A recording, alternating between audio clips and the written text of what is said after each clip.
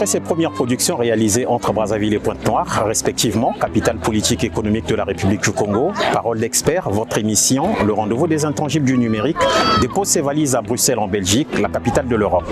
Ici, nous sommes allés à la rencontre des acteurs de l'écosystème numérique européen avec lesquels nous nous sommes entretenus sur une série de questions liées au numérique. Bienvenue dans Parole d'expert.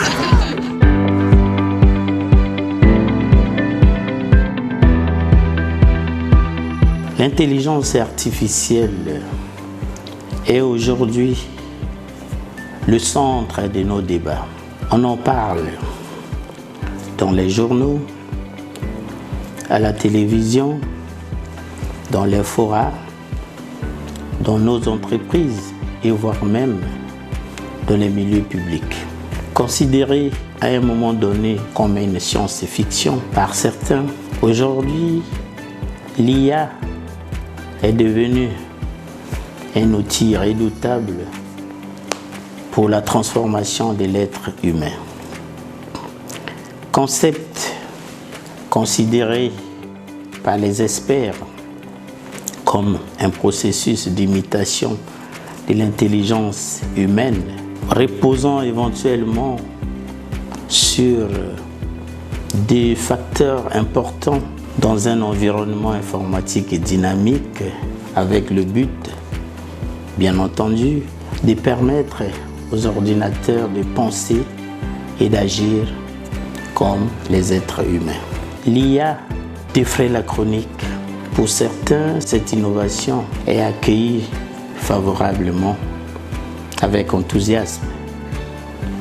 Pour d'autres, l'IA appelle à un temps d'arrêt, évidemment, pour évaluer les risques potentiels que l'humain encourt. L'émission Parole d'expert que nous allons suivre nous apportera des éléments de réponse sur les enjeux et les défis de cette technologie novatrice qui est l'intelligence artificielle.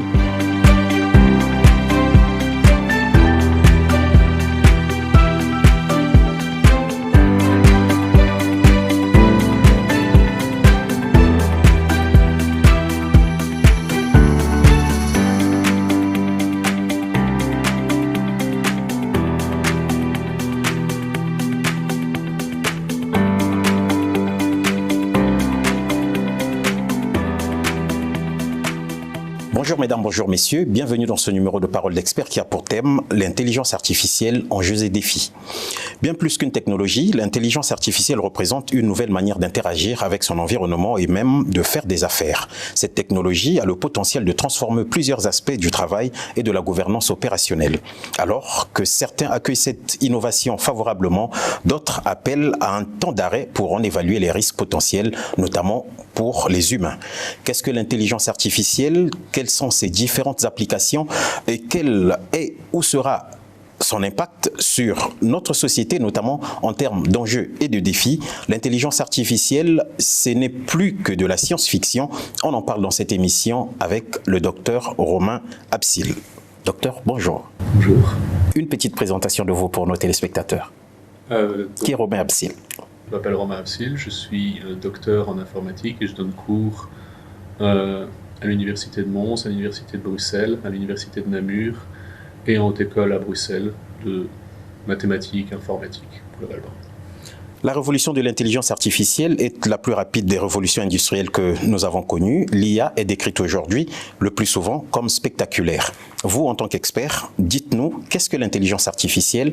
Comment fonctionne-t-elle et pourquoi est-elle aussi spectaculaire qu'on lui dit? Alors, qu'est-ce que l'intelligence artificielle? En fait, ça va surtout dépendre à qui on pose la question. Donc, classiquement, la littérature distingue deux grands axes. Le fait que on pense ou qu'on agisse, et le fait qu'on fasse cela rationnellement ou comme un être humain. Donc, par exemple, pour quelqu'un qui est en neurosciences, on va se demander, il va définir l'intelligence artificielle comme un agent qui va penser comme un humain. On étudie le fonctionnement du cerveau humain et on essaye de se dire, en fait, on veut que ça fonctionne plus ou moins comme ça. Alors, par contre, si on veut penser rationnellement, ça c'est quelque chose de très très vieux qui date des débuts de la formalisation de l'argumentation par Aristote, qui va par exemple créer des syllogismes en disant les hommes sont mortels, Socrate est un homme, donc Socrate est mortel. On a aussi la question de agir rationnellement, donc ça c'est devant un problème de prendre la décision qui soit la plus appropriée, et donc ça classiquement dans le cadre informatique, c'est vraiment ce qui nous intéresse. Par exemple, donc un concept énormément étudié, c'est tout ce qui concerne le développement de ce qu'on qualifiera d'IA qui sont faibles, donc faibles dans le sens où on a une tâche bien définie, très particulière, et on veut en fait la réaliser de la meilleure manière possible.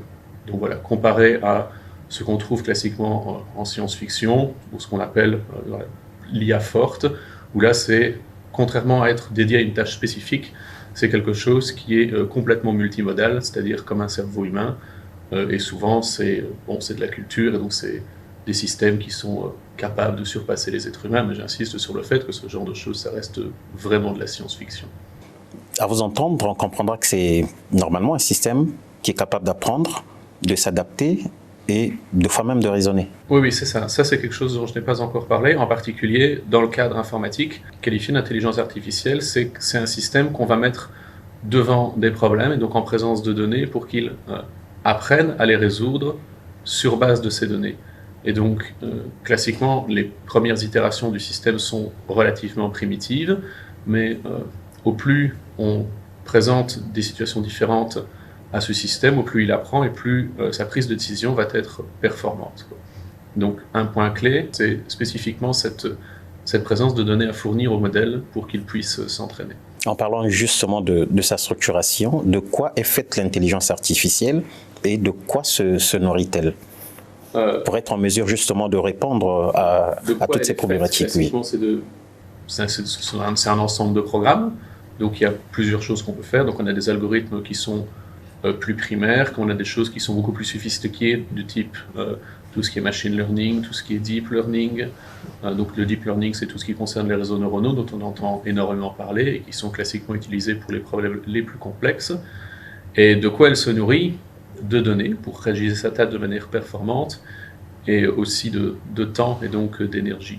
Donc le truc, là par exemple, le réseau neuronal, qu'on voit souvent présenté comme l'apex de l'intelligence artificielle, il faut se rendre compte aussi que c'est quelque chose qui consomme énormément de temps de calcul et donc aussi énormément d'énergie. Dans le contexte actuel, c'est quelque chose qui, d'un point de vue éthique, est discutable. Y a-t-il une ou plusieurs intelligences artificielles? L'intelligence artificielle, c'est un ensemble de techniques. Donc dire qu'il n'y en a qu'une, c'est spécial, c'est comme on demanderait s'il n'y a qu'une seule économie. Il y a énormément de techniques en économie qui font que ça fonctionne, et il y a énormément de techniques en intelligence artificielle qui font que ça fonctionne. Classiquement, c'est qu'on essaye toujours de particulariser ces techniques aux problèmes qui sont spécifiquement posés à l'intelligence artificielle.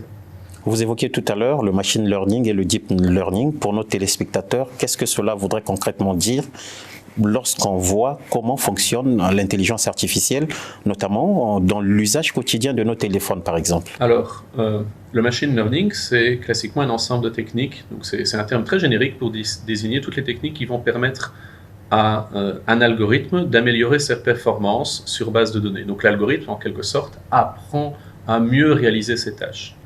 Et le deep learning, c'est une toute petite partie du machine learning qui, en particulier, c'est le machine learning spécifiquement avec des réseaux neuronaux. Donc les réseaux neuronaux, c'est une abstraction informatique du modèle du cerveau humain.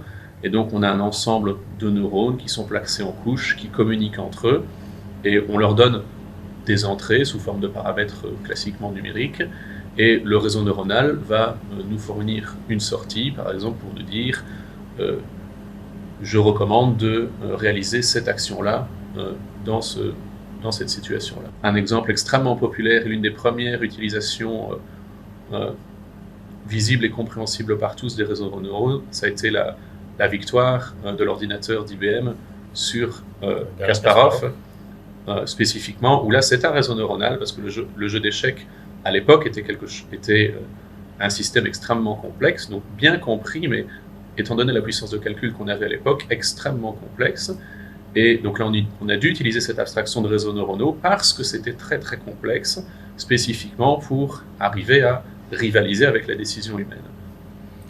La victoire de l'ordinateur, de la machine sur l'homme, il y a de cela plusieurs années, n'était-elle pas le début de la dominance même des machines sur l'homme? Et vous, en tant qu'expert, comment arrivez-vous à expliquer qu'une machine créée par l'homme arrive à prendre le dessus et peut-être même à le dépasser? Alors, dans les années 80, on a vu les premiers logiciels qu'on qualifie de systèmes experts, donc où c'est des systèmes qui sont vraiment utilisés pour aider l'humain dans sa prise de décision. C'est apparu, il y en a tout un tas de commerciaux qui sont apparus, donc notamment quand si un ingénieur, plutôt un groupe d'ingénieurs est amené à construire un pont, c'est une tâche excessivement complexe. Et on le fait à l'aide d'ordinateurs. Ces ordinateurs ont des logiciels experts qui vont, par exemple, faire des millions et des millions de calculs. Donc l'utilisation d'une forme de création qui va vraiment aider l'être humain à réaliser sa tâche et sans laquelle on ne peut absolument pas la réaliser, n'est pas neuve. Ça date des années 80.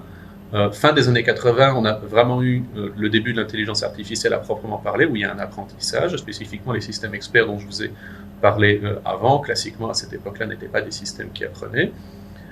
Et donc voilà, c'est arrivé après, notamment avec, au début, simplement pour voir si ça fonctionnait, parce qu'au départ, il faut savoir que les scientifiques avaient beaucoup d'idées, m'ont présenté une idée, et on dit peut-être ça va marcher, mais en fait, c'est pas bien clair. C'est véritablement quand on a pu utiliser des ordinateurs, quand on a adapté la méthode scientifique pour développer ces intelligences artificielles, qu'on a fini par avoir des résultats qui étaient très très probants.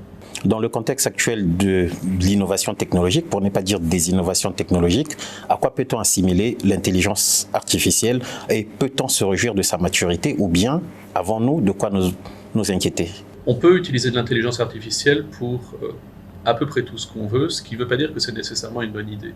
Donc, pour revenir sur l'exemple des réseaux neuronaux, par exemple, beaucoup de gens qui ne sont pas spécifiquement des experts, donc qui sont familiers, vont dire, devant un problème de ce type-là, je vais utiliser un réseau neuronal parce que le réseau neuronal, ça fonctionne bien. Le fait est, c'est que oui, ça fonctionne bien, mais peut-être c'est pas nécessaire d'utiliser ce genre d'artillerie pour résoudre un problème qui parfois est très très très simple. Donc, à quoi peut-elle être utilisée? À peu près tout, ce qui ne veut pas dire que ce sera particulièrement efficace, notamment en termes de coûts que ça va représenter. Alors, en point de vue d'inquiétude, je vais revenir sur la question précédente, où vous avez dit comment ça se fait que ça peut nous surpasser. Quelque chose qu'il faut comprendre spécifiquement, c'est que les systèmes d'intelligence artificielle, ils sont pas particulièrement plus malins qu'un être humain. La particularité, c'est qu'on dit qu'ils apprennent, et donc un jeu d'échecs, un système qui bat n'importe quel être humain de jeu d'échecs, il a joué des centaines de millions de parties. Si vous savez jouer aux échecs et que on vous rend immortel et que vous avez 4000 ans pour vous entraîner, vous allez probablement battre tous les êtres humains, parce que vous avez 4000 ans pour vous entraîner. Là, c'est un peu le même principe. Donc, plus malin, d'un point de vue philosophique, c'est pas bien clair, en fait.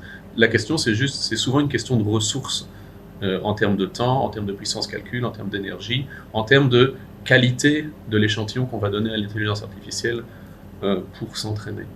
Donc, point de vue crainte, d'un point de vue philosophique, c'est plutôt gris comme univers. Donc on ne sait pas vraiment répondre oui ou non à la question. Ça va vraiment dépendre principalement de l'utilisation qu'on va en faire. Donc beaucoup de gens ont peur de l'intelligence artificielle parce qu'ils ont, je ne sais pas, l'impression que Arnold Schwarzenegger va sortir de là. Dans le domaine militaire, par exemple, on donne aux machines le choix de décider du sort d'un humain.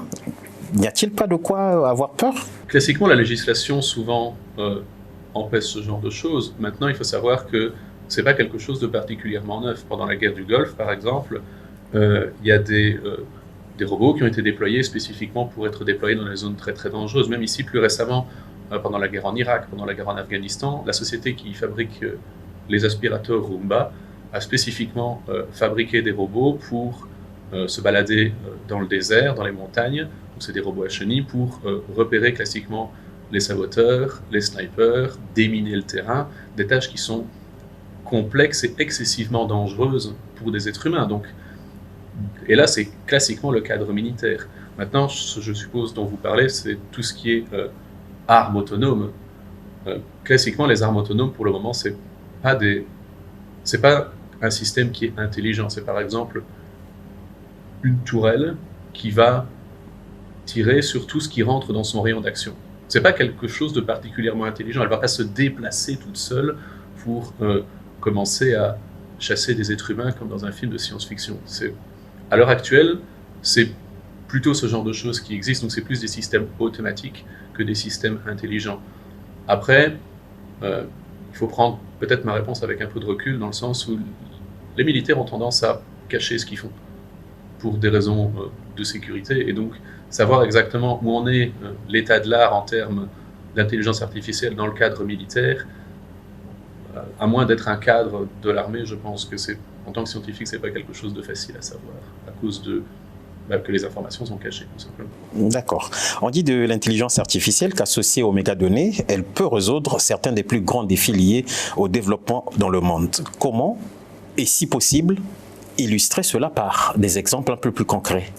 C'est vrai qu'il y a pas mal de défis modernes, notamment en termes écologiques, et il y a des applications qui ont notamment été utilisées pour, par exemple, une ressource dans certaines régions du globe qui est particulièrement critique, c'est simplement l'eau, en fait. Et quand on ne peut pas construire un système d'irrigation extrêmement sophistiqué pour maintenir la végétation en vie, en fait, ce qu'on voit commencer à apparaître, notamment dans certaines régions aux États-Unis où l'eau est devenue très très rare, comme en Californie, il y a des systèmes experts, des systèmes d'intelligence artificielle qui vont spécifiquement optimiser la production, simplement pour dire, voilà, il faut que maintenant tu arroses exclusivement cet endroit-là, en telle quantité, parce que ça va maximiser la production, et l'avantage, ça va pas non seulement maximiser la production, ça va aussi minimiser la quantité d'eau dont on a besoin, qui est une ressource extrêmement critique. Et donc, je pense que ça c'est facile, on peut facilement s'imaginer, il y a tout un tas d'endroits du globe où les ressources sont très critiques, où la faim est problématique, ça reste quand même la première cause de mortalité dans le monde, et donc utiliser l'intelligence artificielle justement pour tirer profit au mieux des ressources qui sont limitées, ça peut par exemple être quelque chose de peut-être pas si utopique que ça, mais clairement particulièrement utile.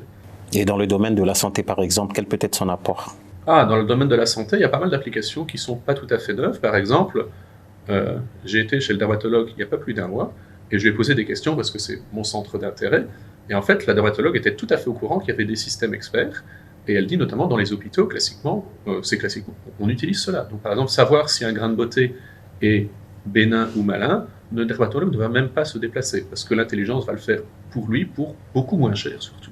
Et donc le dermatologue peut se concentrer sur des tâches qui sont beaucoup plus critiques. On a la même chose par exemple en radiologie, pour tout ce qui est diagnostic de fractures, de déchirures, etc., où les systèmes fonctionnent assez bien. Et donc, l'être humain peut du coup se concentrer, consacrer son temps, qui, à l'heure actuelle, on l'a vu avec la pandémie de Covid, le temps de quelqu'un qui travaille dans le domaine de la santé, c'est une ressource critique. Et donc, du coup, il peut consacrer son temps à des choses qui sont plus importantes que quelque chose d'aussi banal qu'un diagnostic de radiologie. Les intelligences artificielles existent depuis longtemps, mais avec le développement d'Internet, elles disposent désormais des banques de données gigantesques pour fonctionner. La quantité de données produites à travers le monde connaît une croissance exponentielle de 33 États-octets en 2018. Elle passera à 175 États-octets d'ici à 2025. Associé à la puissance de calcul des ordinateurs qui ne cessent de doubler tous les 2 ans, peut-on dire qu'il y a de quoi avoir peur? Oui et non. Mais encore une fois, c'est le même principe philosophique qu'un marteau. Un marteau, ça sert à construire énormément de choses, et on peut avoir des marteaux très sophistiqués, et qui peuvent construire des choses plus sophistiquées. Maintenant, il y a des gens qui assassinent d'autres avec des marteaux. Donc, encore une fois, ça reste un outil, il faut savoir absolument ce qu'on en fait. Maintenant, pour remettre de l'emphase avec notamment cette quantité de données qui est disponible, spécifiquement dans ce cadre-là, ça peut être une excellente nouvelle, parce que si on a plus de données, ça veut dire qu'on peut utiliser les intelligences artificielles pour résoudre des problèmes de manière beaucoup plus précise, de manière beaucoup plus efficace que si on en avait beaucoup moins. Et donc, si l'utilisation de l'intelligence artificielle est faite dans un but bénévolent, c'est une bonne nouvelle. Si maintenant on utilise l'intelligence artificielle pour des buts peu recommandable, là c'est une mauvaise nouvelle. Mais après, moi en tant que scientifique, c'est un outil, je veux dire. Donc je pense que là il y a aussi le cadre du législateur, de l'État, à déterminer ce qu'on a le droit et ce qu'on n'a pas le droit de faire avec une intelligence artificielle, aussi sophistiquée soit-elle. Donc tout est question en fait d'usage. Oui, c'est ça, c'est exactement ça. Tout est exactement question d'usage, ce qu'on en fait, des implications, sachant que la priorité d'un État reste classiquement le bien-être de ses citoyens pour que l'État puisse continuer à fonctionner. Et donc, classiquement, un législateur va aller en faveur de ce bien-être. Et donc, si une utilisation de l'intelligence artificielle est répréhensible, eh bien, ce sera classiquement interdit. Par exemple, si on fait de l'analyse statistique, donc simplement analyser des jeux de données, on ne peut pas tirer, par exemple, un algorithme qui va conclure, au vu des statistiques sur la criminalité que j'ai, je vais directement choisir d'orienter les policiers vers des ethnicités particulières. C'est interdit parce que c'est de la discrimination, en fait. Et c'est interdit pour un être humain, c'est interdit pour un système automatique aussi. Et donc là, le législateur, encore une fois, évidemment, la discrimination, c'est un problème grave, et donc on n'a pas le droit d'en faire avec de l'intelligence artificielle, et c'est formellement interdit. Je ne m'en lave pas les mains en disant c'est le travail du législateur et pas le mien, mais c'est comme ça que ça fonctionne, tout simplement. Tout est déterminé dès la conception, n'est-ce pas? Autant le comportement que la finalité peut-être à l'usage. Classiquement, c'est qu'on conçoit une intelligence artificielle dans un but précis. Et donc, si par exemple, on conçoit une intelligence artificielle pour jouer aux échecs, et donc on sait que cette intelligence artificielle ne va que jouer aux échecs, parce que c'est comme ça qu'on l'a conçue. Si on essaye de concevoir une intelligence artificielle qui joue à un autre jeu, on va en créer une autre. Si on veut qu'elle joue aux dames, on va créer une intelligence artificielle pour les dames. Et l'intelligence qui joue aux dames ne saura pas jouer aux échecs, et inversement. Et donc, la finalité, c'est la conception. On les conçoit pour le but qu'elles vont réaliser. Et donc, on ne les conçoit pas. Ce n'est pas comme si vous aviez un enfant et vous l'éduquez pour faire un peu tout ce qu'on veut. C'est pas comme ça que ça marche. Là, vous créez un outil dans un but absolument précis, quoi. Donc, on a créé le marteau pour enfoncer des clous. Si on a besoin de couper une poutre, on utilise une scie. Donc, on a fabriqué une scie pour ça. Et on ne peut pas substituer l'un par l'autre. Donc, évidemment, on peut mal utiliser un marteau, comme on peut mal utiliser une scie, mais le marteau ne va pas commencer à se déplacer tout seul pour couper une poutre. Parce que il a été fabriqué de cette manière-là, tout simplement. Ça a l'air extrêmement enfantin et paternaliste comme comparaison, mais c'est exactement ce qui se passe, en fait. Un programme ne peut pas sortir simplement des gonds parce qu'il n'est pas programmé pour le faire, tout simplement. En tant qu'expert, pouvez-vous nous dire jusqu'où peuvent aller les intelligences artificielles et quels sont les risques pour l'équilibre social et économique pour l'humanité? Probablement à peu près jusqu'où on veut. Et donc, ça c'est encore une fois une bonne et une mauvaise nouvelle. Les risques, encore une fois, ça pourrait être les utilisations déviantes, encore une fois, de cette intelligence artificielle, de cet outil, en particulier en l'absence de législation. Par exemple, aux États-Unis, il y a eu à un moment donné un problème, c'est parce que des gens ont conçu des intelligences artificielles qui permettaient de faire dire n'importe quoi à n'importe qui.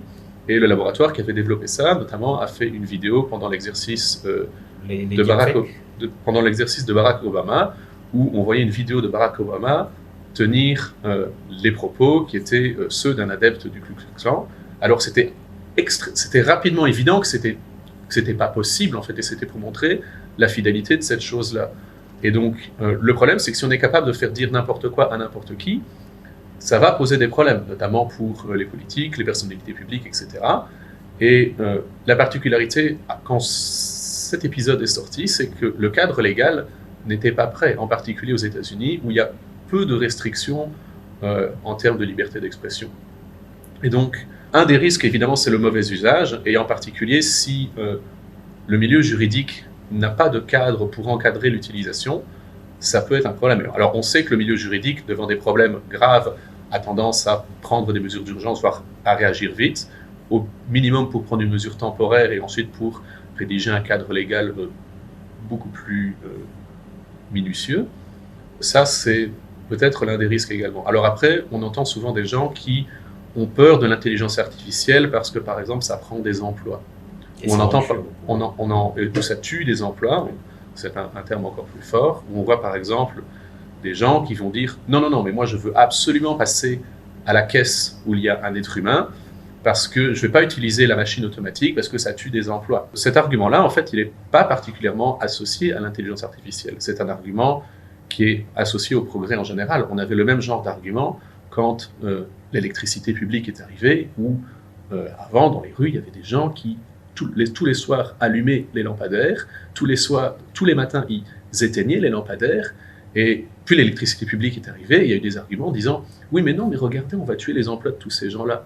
Où on a eu la même chose avec le travail agricole, on a la même chose avec en particulier le métier de caissier, quelque chose qu'il faut se rendre compte que tous ces progrès technologiques ont été faits pour remplacer des emplois qui sont pénibles. Il n'y a personne qui, quand il est enfant, dit « Moi, plus tard, quand je vais être grand, je vais allumer et éteindre les lampes dans les rues. Moi, plus tard, quand je vais être grand, je vais être caissier. » Donc, oui, ces gens ont été remplacés par des automatisations, mais ils ne sont pas morts, ils ont trouvé autre chose. Et le quotidien de ces métiers-là s'est amélioré, parce que ce sont souvent des tâches extrêmement répétitives, extrêmement rébarbatives. Pour donner un exemple encore plus frappant, quand les communications de masse ont commencé à apparaître, quand on voulait passer un coup de téléphone avant, un coup de téléphone international, il fallait appeler un central qui établissait la ligne, il fallait attendre que la ligne se libère. Et donc, il y avait tout un tas de gens, et en particulier c'était des femmes, qui branchaient et débranchaient les câbles pour établir la ligne. C'est un métier extrêmement pénible. Ces gens ne faisaient que ça toute la journée, 8 heures par jour. Maintenant, on a des routeurs. C'est automatique, ça coûte moins cher, et tous ces gens ont trouvé d'autres choses à faire. Donc ça a supprimé des métiers qui étaient extrêmement pénibles. Le travail agricole, pendant très très longtemps, c'était un travail d'enfants. C'était des dizaines et des dizaines d'enfants qui travaillaient dans les champs pour aider des fermiers. Ça a disparu, et je pense que tout le monde s'accordera à dire que de limiter les travails des enfants pour permettre de s'épanouir, c'est quand même quelque chose de positif, quelle que soit la société. Et donc, le débat sur cette question de tuer l'emploi, je pense que ce n'est pas un débat intelligence artificielle, c'est un débat progrès, et encore une fois, le progrès, ça peut être utilisé à bon escient comme à mauvais escient. Maintenant, classiquement, il y a pas mal de progrès technologiques qui améliorent le quotidien des gens. C'est d'ailleurs pour ça spécifiquement qu'on les a désignés. C'est pour ça, c'est pénible. Je vais fabriquer un outil, fabriquer un objet qui fait que ça va être moins difficile. Docteur Absil, quels sont les défis liés aux intelligences artificielles? Eh bien, donc, un de ces premiers défis, c'est particulièrement l'énergie. Donc, pour les tâches les plus complexes, on a besoin de réseaux neuronaux. Les réseaux neuronaux consomment énormément d'énergie.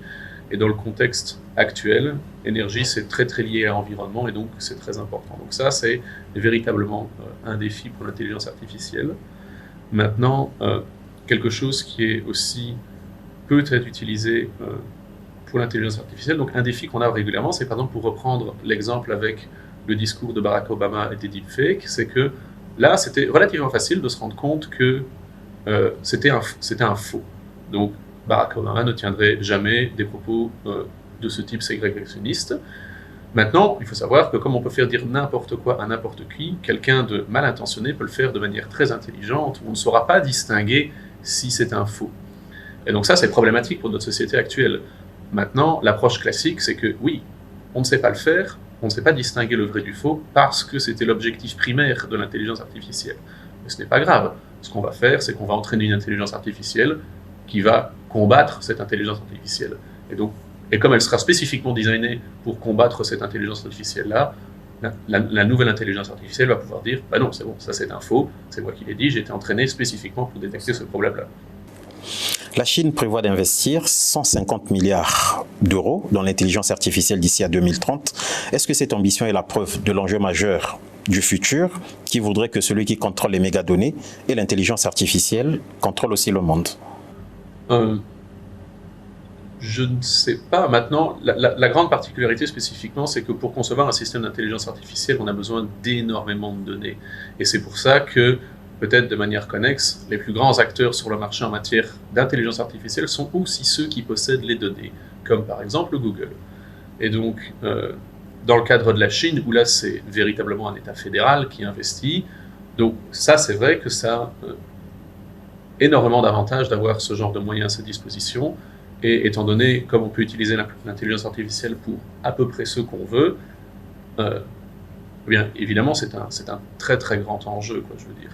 De là à dire qu'on va contrôler le monde, peut-être pas, mais certainement avoir une incidence extrêmement importante. Donc la Chine, c'est un immense exportateur, et donc pour quelqu'un qui produit énormément de biens, de pouvoir prédire les envies et les besoins des consommateurs, ça reste quand même quelque chose d'extrêmement avantageux et surtout d'extrêmement lucratif.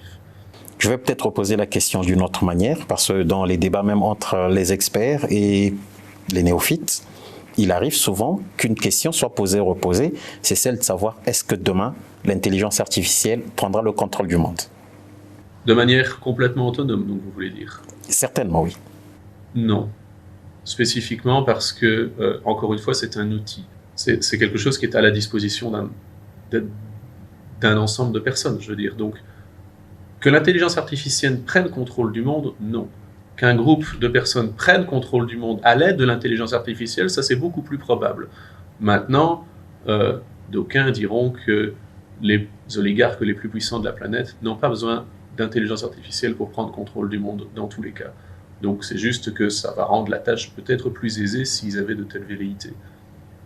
Dr Romain Absil, merci d'avoir répondu à nos questions. Je vous en prie.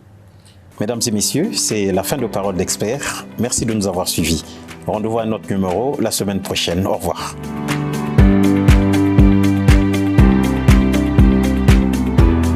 Retrouvez cette émission en ligne en vous abonnant sur la chaîne YouTube de Parole d'Expert.